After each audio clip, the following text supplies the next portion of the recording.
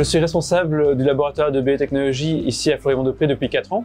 Je suis ingénieur agronome de formation. J'ai eu des expériences dans la recherche en agriculture durable, mais également dans la production d'insectes auxiliaires pour l'agriculture, avant d'arriver ici au laboratoire de biotechnologie à Fleury-Mont-Depré.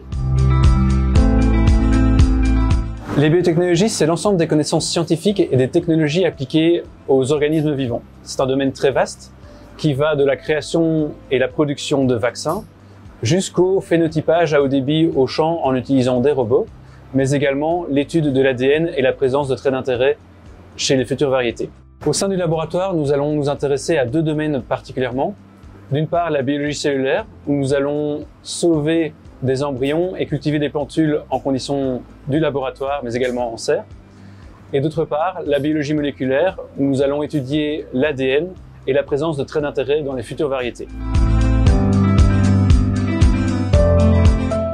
Par exemple, en biologie cellulaire, ce que l'on peut faire, c'est si le sélectionneur identifie une betterave sauvage au champ qui est par exemple tolérante à une maladie, il va pouvoir nous apporter un échantillon et nous allons pouvoir la conserver en conditions de laboratoire afin de la multiplier pour être intégrée dans les programmes de sélection par la suite. En biologie moléculaire, nous allons passer un grand nombre de marqueurs sur des milliers de plantules et cela va nous permettre de connaître la présence de gènes d'intérêt très rapidement. Ça évite de devoir faire des essais au champ et cela nous permet de gagner beaucoup de temps. Les biotechnologies ne vont pas remplacer le sélectionneur et le processus de sélection, mais elles vont permettre d'aller plus vite dans la création variétale.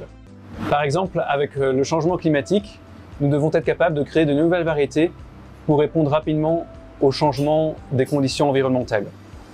Et pour ce faire, les biotechnologies sont indispensables pour pouvoir accélérer nos processus de sélection et de création variétale.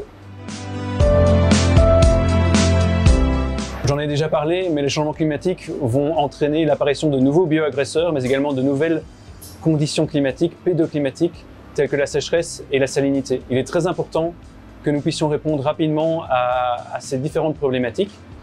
Un autre élément important, c'est également que les biotechnologies soient compréhensibles et accessibles au grand public, et aussi soient accessibles pour l'agriculteur et soient le moins coûteux possible.